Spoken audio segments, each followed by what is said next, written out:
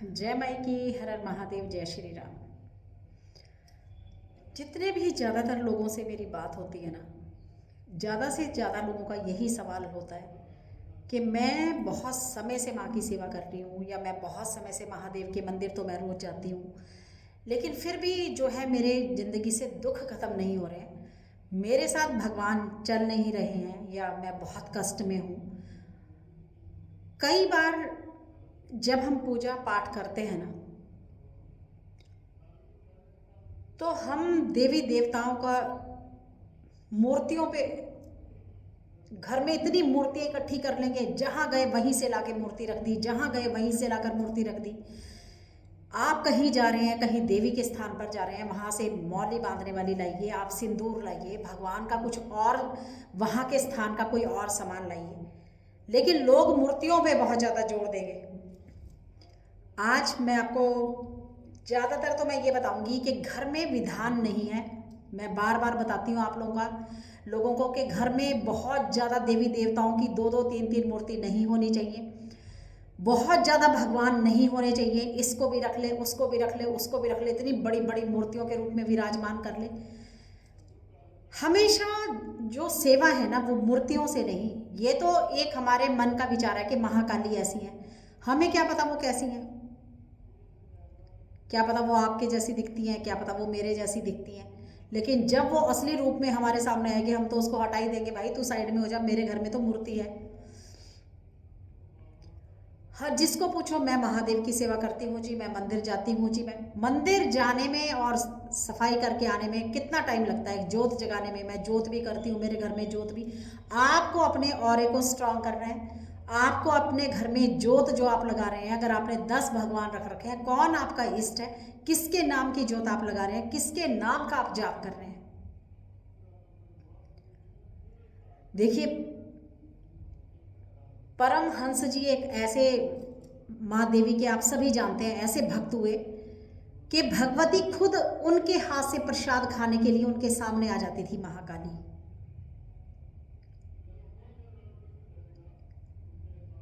सिर्फ एक हमने मंदिर गए, फटाफट से जल चढ़ाया, घर में जोत जगा दी, प्रसाद लगा दिया, इसको ही भक्ति नहीं कहते। गलत पूजा के तरीके से, गलत तरीके से जा जाके, गलत गलत लोगों के यहाँ जा जाके, गलत तरीके से अपना ऑरा बिगाड़ बिगाड़ के, गलत पूजाएं कर करके आप ये करते हैं कि एक दिन एक बहुत अच्छा साफ सुथरा सच्चा इंसान भी मंदिर में जाना बंद कर देता है कि भगवान ने मेरा साथ नहीं दिया, वो मेरा साथ नहीं दे रहा, वो पता नहीं क्या हो रहा है, क्या कर रहा है, मेरे पता नहीं कौन से, मैं तो पाप भी नहीं करता, मैं तो ये भी नहीं करता। पाप तो ना जाने हम कितना करते हैं, उठते बैठते सोते जागते, पता नहीं कहाँ कहाँ कौन हमारे पाँव से मर जाता है, कौन हमसे पानी में बह जाता है, कौन पकाते समय कहीं क्या हो जाता है, कहीं क्या हो जाता है। बहुत पापी है इंसान, बहुत पापी हैं हम। इसीलिए मैं बोलती हूँ, उठते बैठते सोते जागते, अगर आपका ऑरा अच्छा नहीं है, अगर आपके शरीर में वो पावर नहीं है, अगर आपका दरवाज़ा घर का मजबूत नहीं है, तो कोई भी आके उसको ताला क्यों लगाते हैं हम दरवाजे में? सेफ्टी के लिए ना। अगर आप खुला छोड़ दो, कोई भी आएगा, या ऐसे बंद कर दो, या कच्चा होगा, तोड़ के कोई भी चोरी करके चला जाएगा। कुछ लोगों में होता है कि कुछ के ग्रह, कुछ का ऑरा इतना कमजोर होता है कि आप पर अगर कोई तंत्र नहीं भी करेगा, तंत्र खुद ब खुद आपके साथ कहीं ना कहीं से लग कर आ जाएगा। चौक चौराहे से लग गया, कोई मरा था, किसी ने सुसाइड करा था, कोई लड़का था, कोई प्रेग्नेंट लेडी थी, वो बच्चा होते होते वो मर गई, कोई ऐसा हो गया। वो कहीं से भी बाल खुले, आजकल इतना फैशन चल पड़ा है बाल खोलने का। शिकायत दोपहरी हो, 2 महिलाएं बाल खोल के जाएंगी, कोई पार्टी हो, रात को 12 बजे जा रही हैं, खूब ड्यू परफ्यूम लगा लेंगी और बाल अपने खोल लेंगी। नहाने नदी में जा रहे हैं, कहीं अच्छे सरोवर में जा रहे हैं, भगवान के मंदिर में जा रहे हैं, तो भी बाल खोल खोल के जाएंगे। अरे भैया, इनको लपेटना शुरू करो। इतने प्रेत घुस जाएंगे घर में कि जितने आप सोच भी नहीं सकते, और आपका इलाज कोई नहीं कर पाएगा। और इसी तरह ये आपसे आपसे आपके घर में, घर से पूरे घर को, कुनबे को, पूरा सबको ख़त्म कर देते हैं। कई बार ऐसी गंदी चीज़ आपके घर में घुस जाती है, इसलिए अपना बचाव रखें। मैं बार बार सबसे विनती करती हूँ, खास करके महिलाएं, बेटियां, अब जो आपके ऑरे को स्ट्रॉन्ग करती हैं, इसीलिए मैं बोलती हूँ चाहे 11-11 दिन की साधना, या कुछ इस तरह से हनुमान चालीसा पढ़ना। रूटीन में हनुमान चालीसा का आज मंगलवार है, सबको बहुत बहुत शुभकामनाएं मंगलवार की। और बच्चों के प्रश्न ऐसे थे कि आज मुझे फिर से एक बार फिर आप लोगों के समाधान के लिए आना पड़ा है। बहुत लंबी सेवाएं जब हम भगवान की करते हैं और उसमें ये मूर्तियाँ रख रख के सेवा नहीं हो सकती। मैंने इतना बड़ा मंदिर बना लिया, गुम्बद बना लिया घर में, लेकिन मेरा घर में बैठना पूजा करना मुझे नसीब ही नहीं हुआ। वहाँ ऐसा कुछ हो गया, कोई मर गया, कोई हस्बैंड मर गया, किसी की वाइफ मर गई, कि उस घर में जाना ही आपको नसीब नहीं हुआ। उसमें फिर हम सारी जिंदगी भगवान को दोष देते हैं, लेकिन हम अपनी गलती नहीं देखते कि हमने कितनी बड़ी गलती कर ली है। तो बहुत बड़ी बड़ी गलतियां कई बार हम जाने अनजाने कर जाते हैं। तो ऑरा को स्ट्रांग करिए, अपने कुल के देवी देवताओं का पता करिए, कुल के देवी देवताओं को नमस्कार करिए, अपने पितरों को नमस्कार करिए, उनका छोटा छोटा सामान देते रहिए। अब जैसे आप हवन करते हैं, हवन में एक आहुति उनके नाम की दे दो। आप कुछ और कर रहे हैं कुल देवी देवताओं का, आपने मान लो आपके घर में कीर्तन हुआ, आपके घर में कुछ और हुआ, आपने कोई छोटा सा कोई जग करवाया, नहीं करवाया, आप नवरात्रों में कई जग कराने हैं, एक थाली अपने पितरों के नाम की जरूर निकालें, उसको अपने छत पे रख दें, उसको गाय को खिला दें। ये फिर आपकी रक्षा में खड़े हो जाते हैं, आपके घर के कुल के देवी देवता। और जब ये नाराज होते हैं तो हर कोई, कहते हैं ना कि घर में अगर कोई बड़ा ना हो, कोई रोकने वाला ना हो, तो अब पहले के बच्चे क्यों, हमारे समय में एक लड़की घर से बाहर जा ही नहीं सकती थी। जाती कैसे?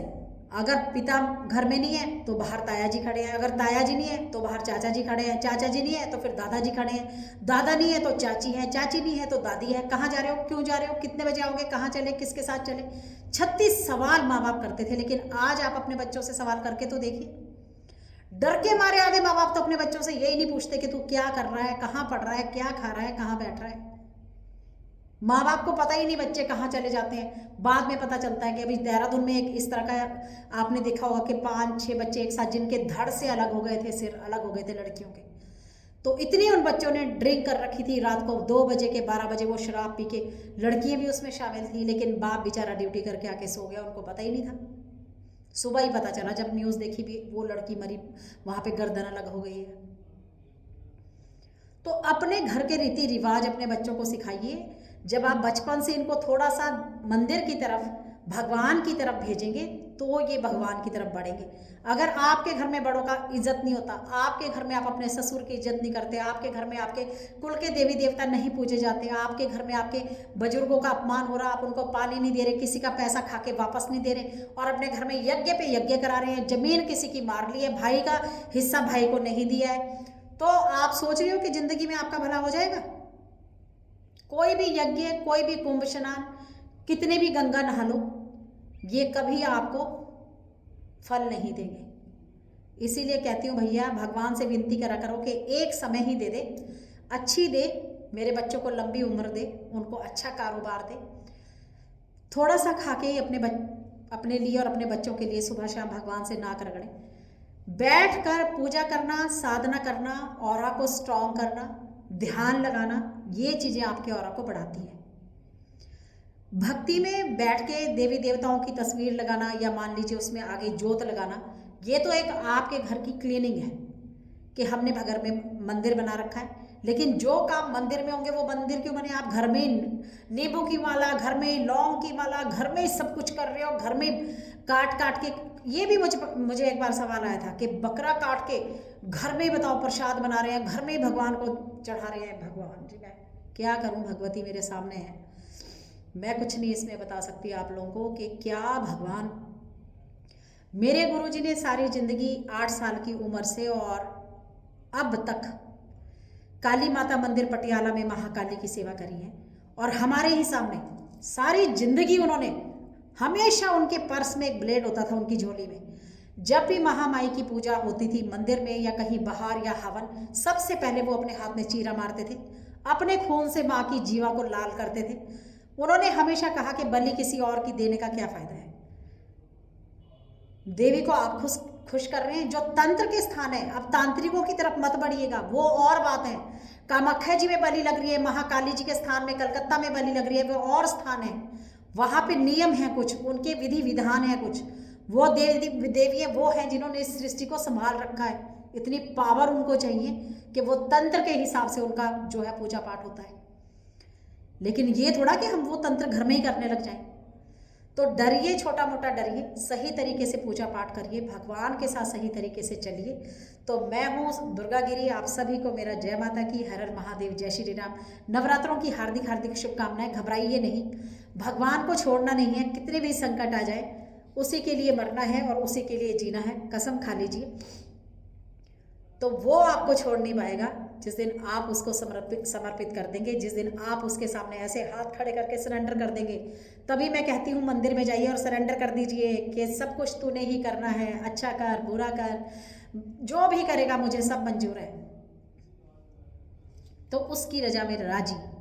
तो भक्ति भाव के लिए अपने घर में रूटीन में बैठने का माहौल बनाइए, अपने आप को भगवान से जोड़िए, अपने आप को भगवान से जोड़िए। और ये बहुत सुंदर समय होता है, नवरात्रों का समय, जन्माष्टमी का समय, शिवरात्रि का समय, दिवाली का समय, होली का समय। तो होली में अगर आप लोग आ सकते हैं मेरे दरबार में तो ज़रूर आइए, आपको एड्रेस नंबर सब कुछ मेंशन है, हो जाएगा। आपको रहने का बंदोबस्त मिलेगा, खाने का बंदोबस्त मिलेगा, और इसमें कोई ऐसी डिमांड नहीं है हमारी। हाँ, लेकिन जो हवन हम कराएंगे या जो आपको सिद्धि करवाएंगे या कुछ पूरी रात हम बिठाएंगे, उसमें थोड़ा सा जो है वो आपकी दक्षिणा फिक्स होती है हमारी, क्योंकि उसमें सारा सामग्री, हवन, पूजा पाठ सब कुछ हमारी तरफ से होता है, आपको कुछ भी उसमें लेकर नहीं आना होता है। तो इस तरह से सही तरीके से भगवान की तरफ बढ़िए। और किसी ऐसे देवता को, जैसे गणेश जी हर जगह पूजे जाते हैं, प्रथम पूजनीय है गणेश जी को पूजना, महादेव को पूजना, इनके मंत्र करना, हनुमान जी की सेवा करना, जो जागृत हैं और आपके ऑरा को स्ट्रॉन्ग करते हैं, हनुमान चालीसा का पढ़ना। तो ये सारी चीज़ें अपने जीवन में धीरे धीरे लाइए। और अगर आप मेरे से जुड़े हैं तो मैं गारंटी देती हूँ आपको कि बहुत जल्दी तो नहीं मैं कह सकती कि मैं कह दूं कि 1 दिन में या 2 दिन में या ऐसे फूंक मार के आपका ऑरा क्लियर कर दूंगी या आपका सब कुछ ठीक कर दूंगी, नहीं, ऐसा तो नहीं हो सकता। लेकिन हाँ, 6 महीने, 1 साल आपके कर्मों को आपको सही मार्ग पर लाने के लिए, क्षमा याचना करने के लिए, और हो सके तो चाहे हो जाए तो वो 10 दिन में भी काम बन जाए, लेकिन मुझे 1 साल चाहिए। वो तो मेरी भगवती की मर्जी है कि वो काम करने पे आए तो चुटकी मारते ही आपके दरबार में पाँव रखते ही आपका काम बना दे, लेकिन फिर उसकी मर्जी के बिना नहीं। तो आज मैं बात करने जा रही हूँ जो सप्तमी, अष्टमी और नवमी की। तो आज है छठा व्रत, आज है 4 तारीख, और कल है 5 तारीख 7वां व्रत, 6 तारीख को 8वां व्रत, और 7 तारीख को 5, 6, 7 तारीख को आपकी जो है ये नवरात्रे खत्म हो जाएंगे। तो आप इसमें अष्टमी का व्रत भी कर सकते हैं, आप सप्तमी और अष्टमी का व्रत भी कर सकते हैं, कल परसों का भी कर सकते हैं, और आप अष्टमी का भी रख सकते हैं, क्योंकि दुर्गा अष्टमी जो है आप कर सकते हैं अष्टमी का व्रत, और बहुत ही ज़्यादा इसका फल आपको मिलेगा, क्योंकि गुप्त नवरात्रों की अष्टमी है। अष्टमी के दिन व्रत करिए, नवमी के दिन जो है आप इसका कंजकों को खिला दीजिए, 18 पूरी बनाइए, 2-2 पूरी जोड़े में रखिए, मतलब 9 दूनी 18। उसके ऊपर काले चने रख दीजिए, उसमें थोड़ा सा गुड़ रखिए, उसमें हलवा बनाकर रखिए खूब अच्छे से, और माँ भगवती के नाम का जो है आप 1-1 चाहे केला रख दें। अब कोई इसमें ऐसा भी है कि माँ मैं बहुत, मेरे पास तो 10 रुपए के पताशे लाने के भी लिए नहीं है, तो आप 9 दूनी 18 पताशे ले लें, उसके ऊपर 2-2 लौंग लगा दें, या केले ले लें, 1-1 केला जाके भगवती के मंदिर में चढ़ा दें, लौंग चढ़ा दें, पताशे चढ़ा दें, जोड़े में चढ़ाएं लेकिन, है ना। और जो रखेंगे सही तरीके से व्रत, या जिनकी चल रही है साधना, तो वो साधना अभी बंद नहीं होगी, क्योंकि साधना चलेगी 11 दिन तक, 9 दिन की कोई साधना नहीं होती। तो आपने 11वें दिन इसको ख़त्म करना है, और जाप चलता रहेगा। जिस दिन आप साधना को ख़त्म करेंगे, आप हवन कर सकते हैं, नवमी पर भी कर सकते हैं हवन, और अपनी 10वीं की रात्रि में भी कर सकते हैं, नहीं तो नवमी पे भी कर देंगे तो वो चलेगा। उसके बाद आप जो साधना कर रहे हैं उसमें साधना वाले दिन तो आप 51 लौंग देसी घी में दे सकते हैं, उसका आप हवन कर सकते हैं अपने गुरु की थाली आपकी, लेकिन उसी दिन निकलेगी जिस दिन साधना संपूर्ण होएगी।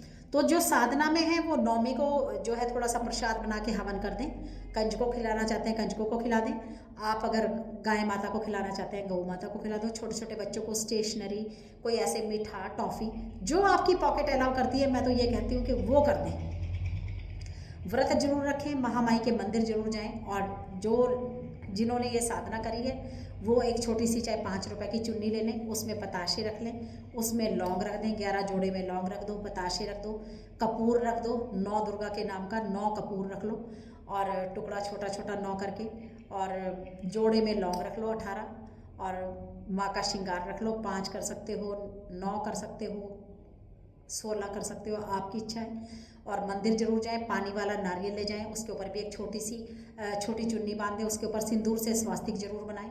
अपने घर के ऊपर से उतार के ले जाएं, अपने ऊपर से उतार लें, मंदिर में जाके विनती कर लें, मंदिर में बैठना जरूर है।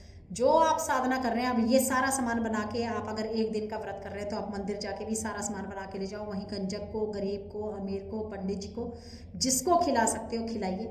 शुद्ध भावना से खिलाना है, अपना मन साफ होना चाहिए। मंदिर में हर बंदा कहता है मैं तो जाती हूँ जी, जाती हूँ जी, लेकिन अपना ऑहरा स्ट्रांग करना है तो आपको कम से कम साधना में आधा घंटा इसको बढ़ाइए। रोज एक माला अपने गुरु के नाम की, एक माला गणपति के नाम की, एक माला महादेव के नाम की, एक माला अपने दुर्गा के नाम की, या आप काली के भक्त हैं या आप दुर्गा के भगत हैं। जिनके घर में दुर्गा काली दोनों स्थापित हैं वो 2 जगह ले जाएंगे चुन्नी, 2 जगह नारियल, 2 जगह पताशे, 2 जगह प्रसाद। तो इस तरह से ले जाइएगा। और ये 7 तारीख को आपकी जो है साधना पूर्ण होती है, मतलब नवरात्रि। और जिन्होंने संकल्प जैसे ले आया, आपने लिया है 11 दिन का संकल्प पाठ का, तो 11 दिन करिए, लेकिन 7 तारीख को आप ये हवन हुवन करके, क्योंकि ये गुप्त नवरात्रों के अंदर ही आपको हवन करना है, तो आप 7 तारीख को ये हवन कर दें। अपनी पूजा पाठ करते रहें भले, लेकिन हवन कर दें, कंजक कर दें। तो साधना की जोत बत्ती जो आप सुबह शाम जितना घंटा जो पढ़ रहे हो, जो माला कर रहे हो, वो करते चलें। तो वीडियो इसी तरह समझाने में जो है लंबा हो जाता है। और कभी भी जो छोड़ी हुई चीज़ है या बांधी हुई चीज़ है, या किसी ने, अब देखो बहुत सारे लोग चौकी लगाते हैं लेकिन उनकी चौकी बांध देते हैं। देखो उनकी चौकी कैसे बंध रही है, इसका मतलब आपने इतना ऑरा स्ट्रांग नहीं करा, आपका दरबार इतना पक्का नहीं हुआ कि उसका कोई भी पहरेदार आपने नहीं बनाया। तो इन चीज़ों के लिए बहुत लंबा समय भी लगेगा, ये धीरे धीरे समझने की बातें हैं। एकदम से बहुत जल्दी भागकर, या जिस इंसान के पास पेशेंस नहीं है वो साधना मार्ग में नहीं बढ़ सकता, वो जिंदगी में कभी भगवान को नहीं पा सकता। एक बात समझ लें, इसको धीरे धीरे रेमना, धीरे सब कुछ होए। बहुत एक जन्म के साथी को पाने के लिए कितनी लोगों को, कितना लड़कियों को पूछा जाता है, पकाना आता है, पढ़ी लिखी हो, कैसे पकाती हो, कितना कपड़े सिल सकती हो, ये कर सकती हो, पैसा कमा रही हो, नौकरी कर रही हो, खाना बना सकती हो। तो फिर ये तो जन्मों जन्मों के जन्मांतर आपके साथ चलने वाली शक्तियाँ हैं। इन्होंने तो आपके जन्मों के कर्मों को सही करना है। इन्होंने तो आपको उस लोक तक, अपने लोक में स्थान देना है। तो बताइए वो इतनी जल्दी कैसे मान जाएंगी। तो पेशेंस रखिए, नास्तिक नहीं बनना है, भगवान से जुड़ना है, लोगों का भला करना है। किसी का खाया है अगर पैसा, उससे वादा करिए कि मैं चाहे 2-2 रुपए करके ही मोड़ूंगा जरूर। आज मंगलवार का दिन है, अगर कर्जा नहीं उतरता, जो घर का किराया है मंगलवार को देना शुरू करें। किसी से पैसे लिए हैं, चाहे उसको 1000 रुपए, 500 रुपए, 200 रुपए, मंगलवार को देना शुरू कर दीजिए। आपको कोई किस्त देनी है, किसी की गाड़ी की, किसी चीज़ की, किसी की भी किस्त देनी है, मंगलवार को भरना शुरू कर दीजिए। कोई बिल है, कोई कुछ भी है, मंगलवार को देना शुरू करिए, मंगलवार को देना शुरू करिए। और मंगलवार को गलती से भी कोई भी यात्रा नहीं करनी है। और मंगलवार का दिन हो और राहु काल का समय चल रहा हो और आप घर से निकले तो एक्सीडेंट होना निश्चित है, कोई रोक नहीं पाएगा। तो इसलिए भगवान पर यकीन रखें, भगवान को नमस्कार कर कर चलें। अपने जब भी कहीं यात्रा में जाए, अपने घर के मंदिर में कह के जाएं कि प्रभु जी ध्यान रखना, मेरे अंग संग रहना, मेरी रक्षा करना, मेरे घर का ख्याल रखना, मेरा भी ख्याल रखना और मेरे अंग संग रहिएगा। तो ये छोटी छोटी विनती करिए। सोने से पहले नमस्कार करें, क्षमा मांगें, सुबह उठते ही भगवान का शुक्रिया अदा करें कि आज मैं फिर ये नया दिन देख रहा हूँ। छोटे छोटे से कामों को अपने जीवन में शामिल करिए। जय माई की, हर हर महादेव, जय माता की जरूर लिखिएगा। तो जय माई की, ओम काली।